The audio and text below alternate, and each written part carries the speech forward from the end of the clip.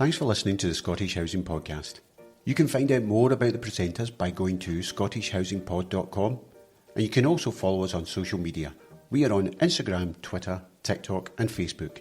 Just look up at Scottish Housing Pod.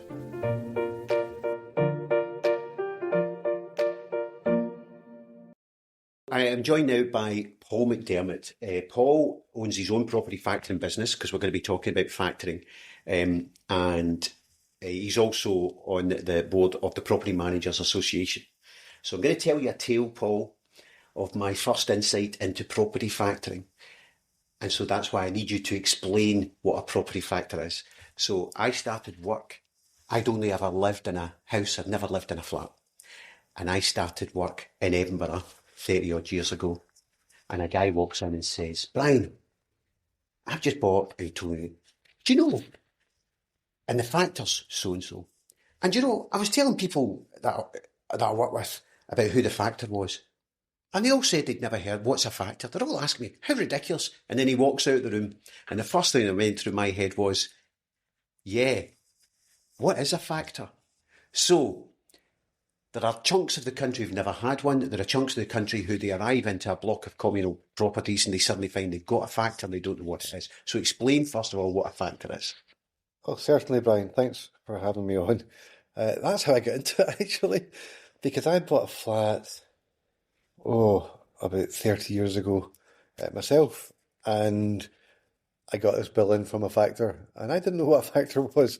So for many years, the first thing I did was look into it and find out what a factor was. So if you buy a property that has got common land, such as your stairwell, your roof, and even in a housing estate, the common grassing areas and maybe a play park, everyone shares the ownership of that. And it's almost impossible to get all these people to come together on a regular basis and agree on a course of action for repairs and maintenance.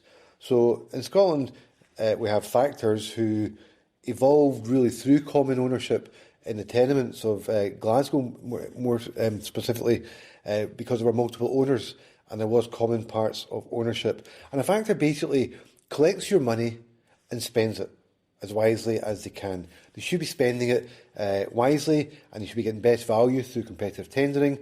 And for that, they charge a small annual fee. Now, that fee should be in the region of a couple £100, plus or minus. And what they do for their money is arrange for inspections, arrange for cleaning, buildings insurance, landscaping, and any other kind of common expenses that you may have. And they're quite accountable for that through the current legislation via the Property Factors Scotland Act 2011. I hope that gives you a step towards it. Right, so that's the principle of it. And so people who've not got one get an idea about it. People who are listening who do have one, all factors are rubbish. All factors are cowboys. All factors are making loads of money out of it. Those are common things. So, yeah, and I see this as a factor myself, so... Yeah, you hear that a lot. And I think that actually dates back to certainly before the Property Factors Act, when there was no regulation. I think it actually probably dates back even further than that, but back to the kind of previous century, you know, the 1900s, when factoring really began. And I think it evolved because factors never used to charge you a management fee. Generally, they take a percentage of the contractor's income. Now, in commercial surveying and commercial properties, that's still generally the case, but you're dealing with chartered surveyors or professionals, and I think there's a degree more trust in that. In the residential market, I think there's a great distrust of factors because they were taking a cut of all the money, of all your money that was spent. I think that's where the view arrived. I don't think it's entirely accurate, but I think certainly historically there would have been factors, and lots of them, who were, in your words, cowboys. Once the Act came into place, we have a code of conduct and we have proper regulation and third-party oversight. I think that the cowboys have disappeared. There are very few left, if any. I think that even the ones that might be considered to be cowboys possibly weren't, and are certainly way more professional now, down to the oversight, than they ever used to be. So you're in a building and you want something to happen. So the sort of two elements of issue here are the people who want stuff to happen, complaining that it doesn't happen, and the people who don't want stuff to happen complaining that too much money is getting spent. So how is that decision making take place? What happens for all of that to go through? That is the eternal struggle, and really the bane of a factor's life. Because you're right, if you're in a building with more than one owner, then there's more than one opinion, and often opinions conflict. And for many reasons, I'd go out on a limb and say that everybody wants their property managed properly. So people that don't want to spend it have got various different motivations. Sometimes it's just affordability, but often it could be a healthy cynicism on what should be getting spent on and what shouldn't. And there's often disagreements in that. How does a factor overcome this? Well, I think through good communication. I think through owners' meetings.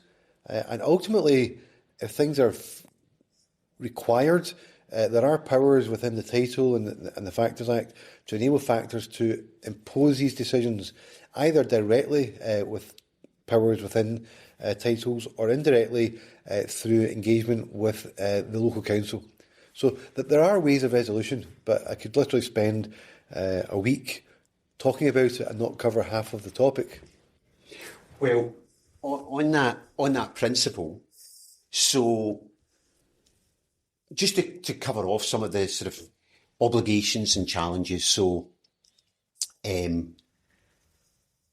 go through some examples, and you tell me what happens here for people listening. Sure. You're in a first floor flat, and water starts coming into you above. Oh, right.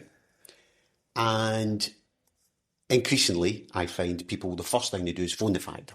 Yeah, definitely. So what happens when you get that call? So in a first floor flat, it's highly unlikely to be the roof, because we'll be getting calls from people in the top floor flat in advance of that, I would suspect. So our initial suspicions would be it's some sort of plumbing incident, which would emanate from likely a property on the floor above, or possibly the floor above that. So what actions do we take? Firstly, we need to do a trace and locate. So we've got some specialist plumbers that can go out and pretty quickly find out where the leaks are coming from. Now, it may sound simple, but water can run in strange ways, and you might find it's not the flat directly above, but actually it's one floor up and 3 flats across. Just to be, particularly modern flats, water runs across concrete slabs. So the key thing is to determine the source and then engage with the property owner where the source is. So it could be a faulty dishwasher, washing machine. We've had incidents where someone's left a dish towel in the sink and left the tap running, or the water's been turned off and they've left the dish towel in the sink and they've gone out and they've left their tap running without realising it. The water comes back on and we get a massive flood. So really the first step is to determine the source. After that, it's then to get the water source stopped and then start to clean it up. And after that, we then look at the cost, the damage incurred and how to put it right. Now that may or may not involve insurance, but certainly we will be there every step of the way to assist the owner with guidance and direction. So what if you find that it's a second floor flat that's leaking? Yep. And they're not in? Well, that's a good one. So generally we have mobile numbers, so we can trace the owners. And I would suggest that in 90% of the cases, we will be able to locate the owner, or if it's a rented apartment, the letting agent. Now that doesn't end the problem, because we have had letting agents refuse us access if it's not particularly bad damage, and we've had to wait 48 hours for access before, recently. That's not very helpful, and certainly in an insurance claim, we'll be pushing a lot of the costs onto the owner through that letting agent's actions before we went to make an insurance claim. But if we can get hold of the owner, quite often they can be there in a matter of half an hour to maybe a couple of hours. And I think unless literally the roof's coming in, that's acceptable if the volume of water is incredible. We do have the authority to take entry, but only if in extreme cases where the damage was incredible. And now we have done that before. We've had joiners with crowbars at doors. We actually Because you're effectively breaking and entering. yeah, so yeah, you've got to be very sure. Yeah. It is breaking and entering. But we are empowered to do that in emergencies. And we did actually, we got a door nearly open to then find some guy opened it half asleep in his dressing gown with water above his ankles in total shock. So, but yeah, he worked night shifts and he'd fallen asleep. And this was about 10 o'clock in the morning. And he'd slept through everything, including a lot of banging on the door. So you'd be amazed at some of the situations that we do come across. But yeah, taking entry would be that of a last resort. So the other thing, work needs done in a building. Yeah. So, say there's a 6-7 grand repair needing done on a building. So the first question is, do you go and do that, or do you need the money in up front? That's an excellent question, and really depends on the size of the development. If it's an 8-flat tenement block, we don't have £6,000 in the bank. We don't have £6,000 worth of floats. So we can't just go and get it done, because the factor's not a bank. You know, as I said at the very beginning, you pay us to spend your money, right? So there's an awful lot of trust involved in that. And for me, communication's very important in that regard, and trust between the owners and the factor. But going to the repair, if it's a block with maybe 200 flats in it, then there'll be a float of £20,000 plus, and we would probably be able to enact that repair within the float, depending on just how necessary it was. So if we can go ahead and do it, we would do it and then just bill out the owners after the fact. If we didn't have the money, we would have to go to the owners. Now, in such a case as that, we'd put out what's called a proposed works invoice, and that acts as an indication that works need doing, as a voting intention, and as an invoice for collection. And from there, we move on to engagement with the owners about what needs doing, how we got to the cost, and how we proceed with the repair. And with a fair wind, everybody gets on board, is engaged, and pays up the money over a short to medium period of time, and then we go and do the works.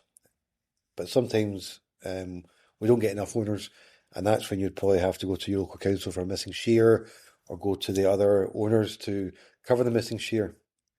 Now, why would we do that?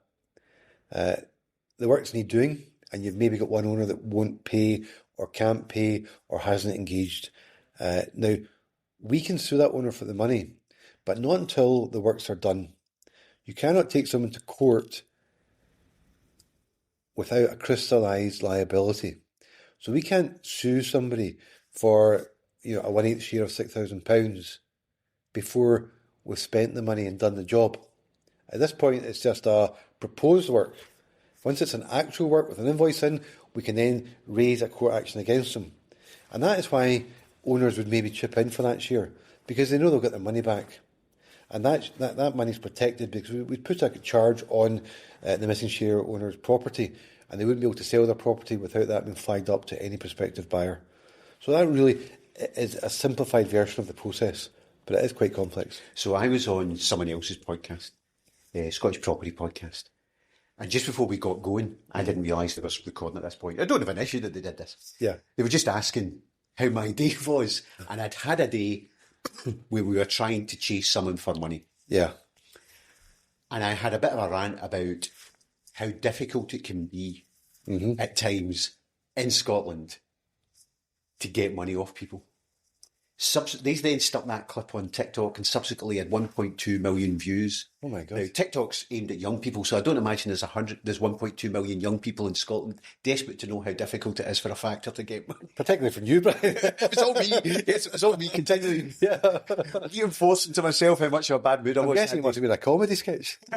So, you touched on the suing people, and so do you want to talk through some of the steps about trying to get money off people? And I'm always, just as a caveat here, I'm always wary of before we started recording here, you made reference to Wizard of Oz and pulling back a curtain.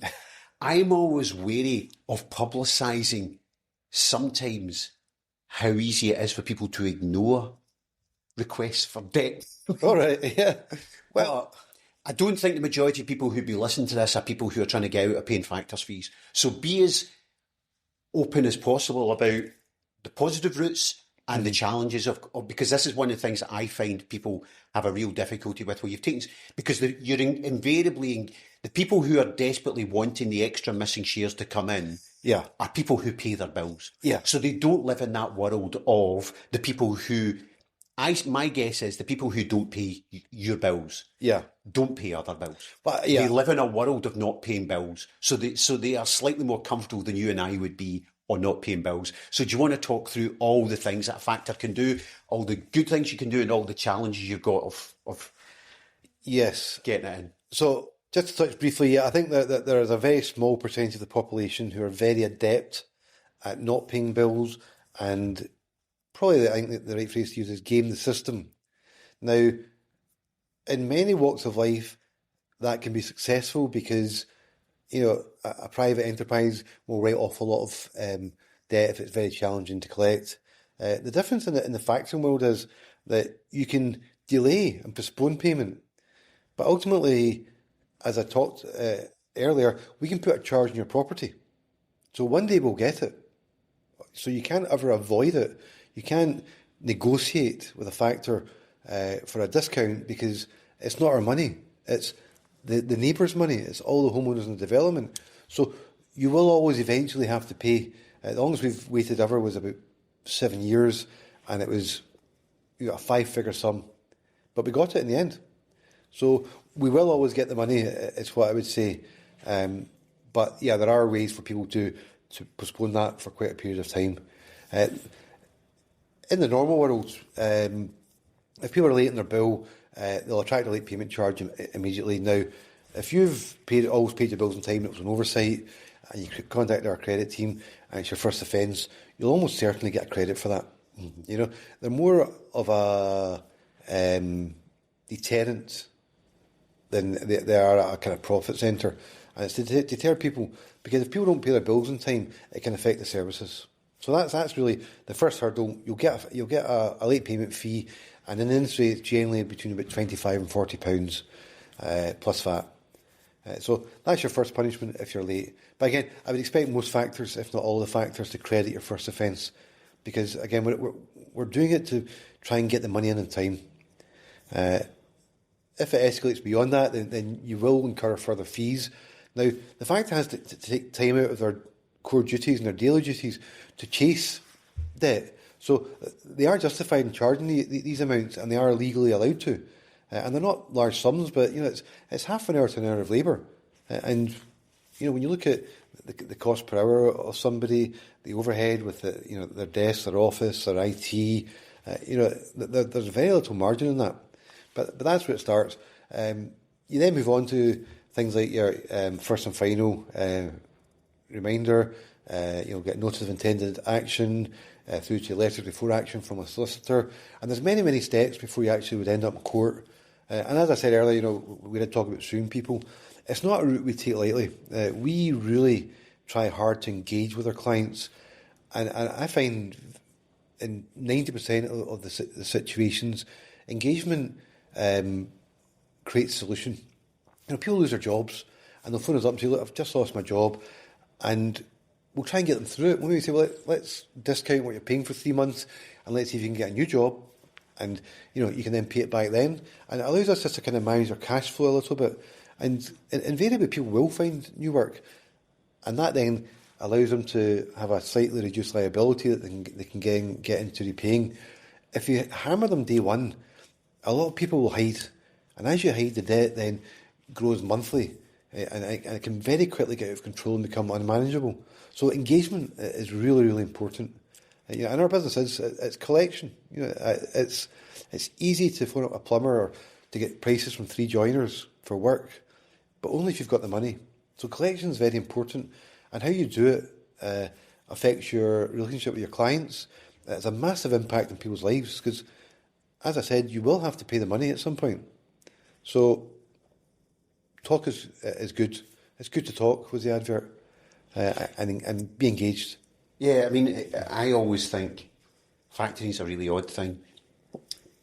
If I'm in a service relationship with you for whatever, mobile phone, and you don't like it, okay, you might have a contract, but you can get out.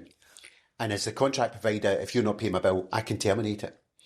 Factoring's really odd. To look at a traditional tenement, there's 8 people in it. If I don't like you and you don't like me, but 7 other people do, we're stuck in this relationship. So I always think, if you, from day one, are massively aggressive in chasing the debt, you, as the factor, you're breaking that relationship down pretty early. Yeah. And then you permanently are 2 people stuck in this relationship that neither of you want to be. Neither of you want to be in. This is true, isn't it? Oh, yeah, and it is. It's probably why factors get an awful lot of bad press, because, in most developments there is one person that doesn't like you, for whatever reason. Sometimes, it was just miscommunication early doors. Sometimes they might have a valid issue. Sometimes the factor might be completely innocent. There are a multitude of reasons. But yes, you can't just sack them because you don't like them, because you have 7 other co-owners, and your title deeds determine the rules surrounding that, and you'll have to build bridges with your neighbours if you want to remove a factor. That's it in a nutshell. Now, yeah, factors shouldn't be trying to break the relationship, but factors get a bad press because we're generally the bad cop. We're there with the bad news, and we're there to enforce it, and that can be an unpleasant and an unwelcome message, and it can create very, very difficult relations. And I kind of find that, and how I teach my staff is that regardless of the personal relationship, you need to be professional. And I'll give you a great example. I had a development that, in fact, we've still got it, we've had for many years, and the chair of the Residents Association didn't particularly like me. I didn't particularly like the chair. There was just a personal clash there of personalities. Just so likeable, Paul. I mean, is it possible? I don't know. But this chair was professional, and so was I. And the chair always made decisions for the good of the development, and quite often on a one-to-one basis with their own flat, there'd be heated discussion, shall we say. But when it came to development, it doesn't matter the relationship. This chair always made the right choices for the development, in their opinion, and I could always respect those decisions, even if I didn't agree with them at times. I always respected the motivation, and I think that's key. You don't have to like your factor, but if they're treating you in a professional manager, you should respect them, because ultimately, they're trying to do what's best for everybody, and that includes you. So you mentioned title deeds.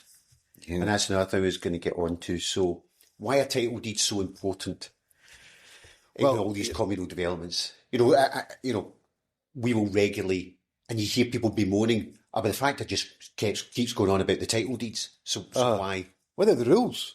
When you're buying a flat, you go and view it, and you go in through the entrance door, and you've got this hall, and you're buying a dream. You've got the kitchen. You can picture, where you're going to eat your dinner, maybe with your partner, current or future.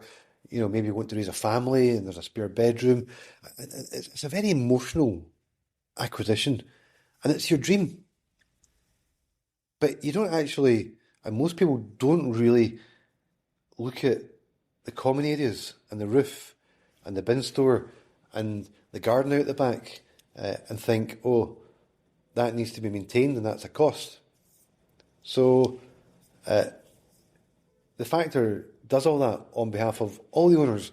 The 8 dreams in that tenement block, or the 100 dreams in that high rise. Now, for that to happen, you need a set of rules. Now, I'm not a solicitor, so I can't give legal advice on title, and we always recommend to our clients that they refer to a solicitor if they want to understand them better. But, all factors have got pretty good knowledge of title deeds, and certainly, I've got a professional diploma in factoring, and title deeds play a big part in that course. And the title deeds cover how much you pay. They cover how you make decisions about these things. They cover how to hire and fire the factor. They cover whether you're allowed a pets in your home. There are so many rules in a title deed, and most people don't read them. And quite often, when they buy their property, their solicitor keeps them, and they've never even seen them. I would recommend to all your listeners to get a copy of the title deeds when they buy their property and to keep it in their property for reference, because they're not written like in the language of Shakespeare. They are legally binding documents, so there is a level of lawyer terminology in it, but most of them are reasonably easy to understand on the whole, and I'd recommend that everyone reads them. So when I'm speaking to people, biggest reason why you're referencing, there's two main reasons why you're referencing title deeds, from my experience. Yeah. How a vote works. Yeah. And how you split the bill. Yes. Well, that's what I covered there, yeah. So, in both of those, there will be occasions where people don't like one or the other. And almost all. Yes, and a lot of the time, it is the two are connected. Particularly a traditional tenement with commercial properties in the ground floor. Mm. Often, the commercial, because it's a long time ago, the commercial property will have a higher bill to pay. But they then sometimes have a higher vote to recompense. So I'm thinking of one just now that I got where the shop doesn't like their portion of the cost, but their portion of the cost is allied to their vote. Yeah. So we're stuck in a catch-22. 100%. That the shop keeps voting against something the owners want in the flats, who are the majority of people in the building, because the shop doesn't want to be paying the big share. Yeah. And the owners just keep turning around saying, why can't we just change it? So the question to you is, why can't they just change it? Well, you can just change it. It's, in theory, very simple, but you will almost certainly need a unanimous vote on that, which will include the shop. Now, ultimately, the shop isn't going to give up their vote unless you reduce their share. Yeah. Yeah. And you're right, particularly in tenements, it went back to the valuation role, from really about 100 years ago. And since they brought in council tax and banding, it's almost impossible to unravel the shares, because they were set at a time when things were valued differently. We've managed to achieve it in a few buildings, but you really need to get a group of owners as a whole to work for the greater good. Now, generally there's very few winners in that, but there'll be one or two, and you have to accept there'll be one or two winners if you want to get a much fairer apportionment and voting structure in place. So some are going to win, some are going to lose, but if you're winning financially, you're probably losing in influence. Mm-hmm. And if you're losing financially, you're probably winning in influence. So you really can't get it both ways. And it is important for the common good that the building is maintained properly and that votes aren't being blocked constantly. And these shops are paying disproportionately higher shares in general in tenements. I get that, but they do have the option of their veto because of their larger share of vote, and they should all come together. In an ideal world, it would work. So you mentioned earlier as well a thing called missing share. Yeah. So one of the things that we had the convener of, by the time this goes out, listeners will have heard the convener of the housing committee talking about one of the things that they are looking at is the possibility of mandatory sinking funds. Yeah. In tenements. So I use the sort of example that tenements were built 120 years ago. Yeah. The climate has changed. And Glasgow tenements were all refurbished about 40 years ago. So that's all come to the end of its working life. Yeah. So there is a need in some tenements for major repairs. So why do we not have sinking funds already?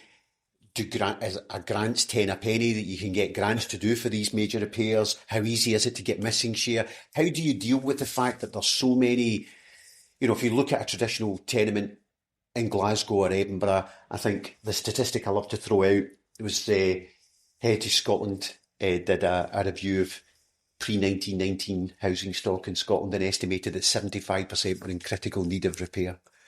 So how do we deal with these major repair issues? What are your thoughts on it?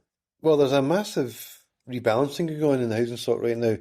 Uh, in the olden days, a lot of these tenants were owned by housing associations, and housing associations charge rent and then manage the properties on top. So they effectively were the landlord and the factor, and the rent covered everything. They're now actually exiting a lot of the properties where there's mixed ownership with private owners, and a lot of these developments are now coming into the private factors domain. So it'll be interesting to see how different factors approach this going forward.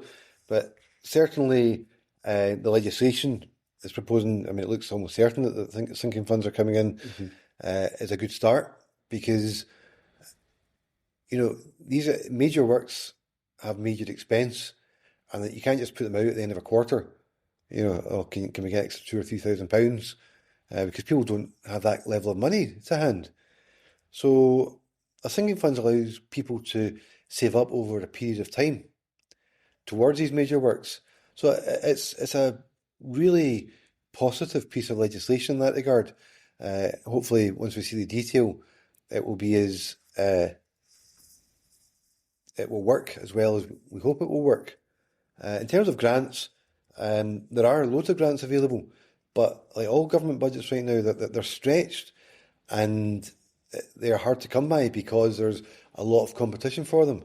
But if you're fortunate enough to have a grant, we've done a couple last year, then you can get some really, really great results. Now, generally, the total cost of the repair will be higher because the grant department will want things that maybe you don't want, and you'll have to match them pound for pound. So you probably won't save half as much as you think you will on your repair, but you'll have a far superior end product. So I would recommend anyone that gets offered a grant to take it, even if it's fixing stuff that you don't really think matters, because it all adds to the value of your home. Now, the missing share is another interesting one, and again, it's quite tricky because it takes time. A missing share is basically when somebody's refusing to pay, or they've absconded, or you can't trace them. Maybe they're owning from abroad, and that will allow the council to step in and pay their share.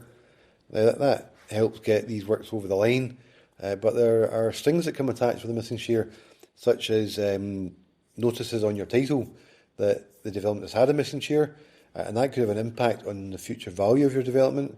So I think if the other owners have the resources, I'd recommend they cover the share rather than the council. But I appreciate that can't always be the case, and it is a last resort where the council can step in and fund that missing share to get these works over the line. They will also probably demand a higher spec of repair, which may make the whole repair more expensive. So there's an awful lot. It's a bit of a minefield in terms of all the things that are kind of potentially there for you, and ultimately trust your factor to give you that message, give you the guidance and information you need. And if you don't have a factor, I recommend you find one. If you're not happy with the guidance you get from your existing one, maybe you should try and change. Well, on that, trying to find a factor, so you own Park Property Management, Yep. but you're also on the board of the Property Managers Association. So what's the Property Managers Association? So the Property Managers Association Scotland, it's been around for quite some time, but they changed their deeds about 5 years ago. And before that, it was an invitation-only organisation, which made it quite challenging to gain entry, particularly for the smaller factors. And I used to talk to you about it, Brian. We were kind of on the outside, kind of moaning about it and just got on with our own lives. But I joined it about 3 years ago, just to kind of see what it was about. And I was quite surprised. The association board particularly, and these guys are the kind of CEOs of all the big factors, plus some of the smaller companies like myself, McPhee, and you've got Neil Bissett up in the Highlands, who's the chair of the association, and everyone gives their time for free. These guys, before I became involved, helped create the diploma in professional factoring that was launched by the Property Institute. Now, the PMAS got no credit for that, but without them, the course would never have started. They lobby Holyrood on behalf of the entire housing market. They're engaged on the sinking fund, they're engaged with the single building assessment, the external walling systems, the cladding issues. There's an awful lot goes on in the association that isn't as well publicised as I think it should be, and we're certainly working on our social media in that regard to try and kind of put the message out of just what it brings. They're also available for advice, and only Monday, one of my property managers contacted the secretary of the association. We were being bombarded by a company trying to force us to do gas pipe works between the meter and flats. And the association's involved with the INA, who represent all these contractors, and they very quickly watered down the aggressive language of that contractor and assisted us in negotiating our way through a tricky situation. So the association is there for advice, support, but it's also doing an awful lot of stuff for the industry. And I think that they're greatly underappreciated, and I kind of feel a little bit guilty about some of the stuff I said about them in the past. I don't take it back. I do, actually. Give it time. Well, I think it relates to your thing that you said it was about it being a private club. And it's open to all now. I'd encourage all factors to join. It's not very expensive, and there's a safety in numbers, and they do an awful lot of good, and you will get the advice that you can get from them will more than cover the annual fee. So, sort of related to a trade body and what it does, we talked about title deeds. The other thing that people would want to know, two other things. If they are, one, how would they find out if a building's factored? If they're looking at a building, how do they find out? So answer that one first. Well, which again touch back in the association. So you can do a search in the factors register by address. You can see if your property's factored. And if you're looking for a factor, well, the association publishes on their website, there's different regions, and you click it and there's a drop down. It'll give you a list of factors who are members of the association in each different geographical location. So it's quite easy to find a new factor if you wish through the association, or you can just search the factors register, which is a public document, and that's part of the Property Factors Act, that all factors have to register on the database. So factors are registered there. Yeah. So the other thing is, how do you, if you've got a factor and you don't like them, and you've gone on the PMAS and you say, I like the sound of Indigo Square and I like the sound of property management. Yep. But I don't know how I go about changing the factor. What would you do? Well, me personally, because I've got a lot of knowledge on this, would probably dig out my title deeds and work out exactly how to call a meeting. But to your average person, the first step for me would be, I'd recommend to talk to their existing factor and see if there isn't a resolution. Now, if there isn't a resolution, then I'd go out and talk to some other factors. Now, you can go on the PMAS and look for members of the association. There is an interview process before you can join the PMAS, so they are vetted, and I would suggest that certainly you wouldn't get any cowboys within the association. All the major factors are in there, and there's a perception that some of them could be expensive, but I think that most factors charge about the same, and there are several small factors on the association database as well. So you can get the right size of factor to suit yourself, or go to the factors register and you'll see them in there too. But if you can't get a copy of your title deeds and you don't want to talk to your existing factor, talk to some other factors. Call us, call Brian's company, and we'll help you. We'll guide you through it. All factors will be able to guide you through the process if you ask them. So, similar sort of question. You go along, as you say, you make contact with your factor because you're not happy with something. Yeah. But actually you realise your issue's quite specific to you and you feel that you've been directly let down. Yeah. But your neighbours are saying, nah, I find them all fine. Yeah. So how do you complete, what do you do if you believe that your factor's not be acted in your best interests? Yeah. So every factor should have a complaints process. So, I'd recommend that initially you contact your property manager, right? Every development has a property manager. So you phone them up or email them, and try it and in a non-emotional way, explain your issue, explain what you're trying to achieve and how you'd like them to do it, and see what they say. I think that if it doesn't cost any money, most factors would be crazy not to try and help you. If it does cost money and it's not a lot, again, most factors should be able to find a way to do that and spread the cost, as appropriate. If it costs a lot of money, then quite often it's not actually the factor's fault. It could be that the other homeowners don't want to spend that money. Now, if it's causing a leak into your property or some sort of damage to your property in some way, then over time a factor will accrue the legal authority to carry out works that maybe your neighbours don't want to do. But often you'll need to be patient in that regard. Gather evidence, and documentation so that it allows the factor at some point to, for example, with a leak, break and enter. The title deeds do empower factors to carry out necessary and emergency works, but other works need to be instructed. And if your neighbours won't support you, maybe you should build bridges with them. Build up some allies within your block to try and get the votes, because factors get blamed for a lot of things, and quite often they just don't have the power to do it, and they'd be delighted to do it. I mean, I'd be delighted to do any piece of work that improves the development in any way, but quite often they could be cosmetic, and a lot of the owners, particularly in the current economic climate, don't want or don't have the luxury of the money to spend on that, and I fully understand and respect that.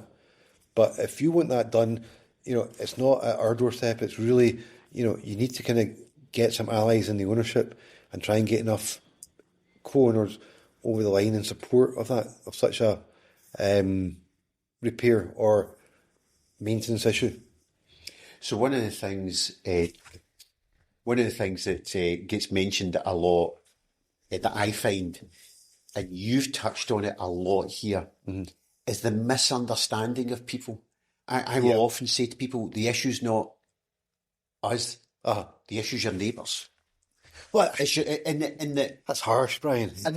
I'm simplifying it. I know. I'm simplifying it in that the issue here is you're wanting something done that your neighbours don't. We've held a vote and your neighbours have decided it's not for them. Yeah. And really I'm just sort of summarising or trying to summarise in some ways a lot of what you've been saying about stuff when you've talked a lot about building bridges and a lot of people, I suppose what I'm getting at is, I think what you're saying is it's about, you're in a wee mini democracy. It's a total democracy, yeah. I think that, there is a lot of misunderstanding and people can fall out over the simplest of things, and then it can polarise, and that can create, unmendable bridges at times. I think that communication is very important, and I think that if you approach your factor in an aggressive manner, the property managers are humans, and if you're attacked, your initial reaction is to defend yourself, and that can often be deconstructive.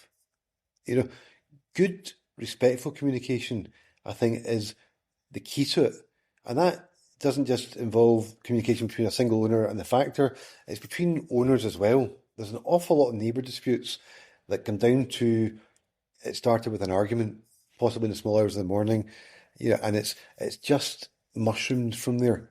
I think that you've always got to kind of try and keep off the ledge, and engage in a positive manner. Even, we have clients that have genuine issues, and we always try to maintain a professional tone with them, even if we don't agree with them, because I think that it's important that you don't get involved in mudslinging. So, you can say no firmly whilst maintaining respect, and often we just lack the power. So, communication is the key to the whole industry, and trust. Trust that between you and your neighbours and you and the factor, it's essential to build trust in the relationship if you want to have a successful management of your property. So one final question I'm going to ask you. It's a personal question to some extent. What's been thing that you've changed your mind most about factors since you became a factor? Oh, God. So, well, I think we've covered it through this whole discussion. I think that factors are misunderstood.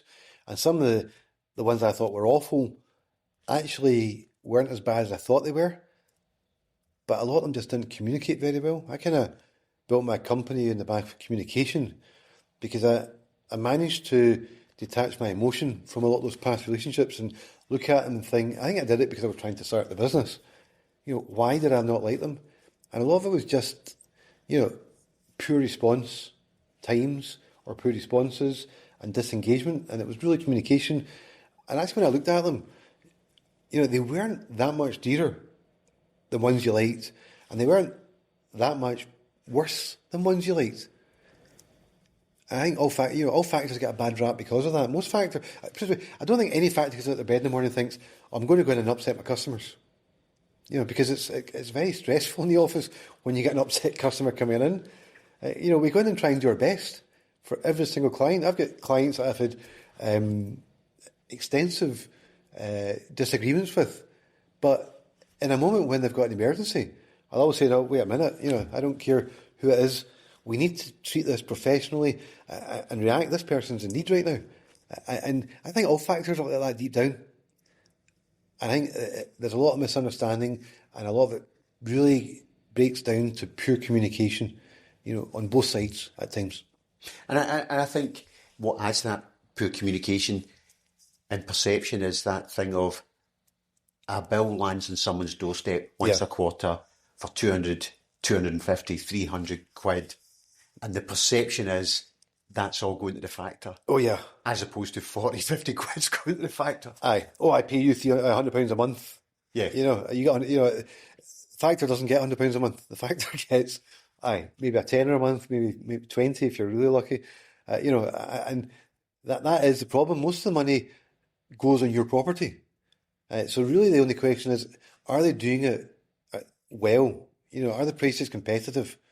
And again, there's even, a lot of misunderstanding on that. People jump to conclusions, and it starts with the bill. So the bill can be taken as an attack because ultimately we send you a bill and it's an attack on your wallet, regardless.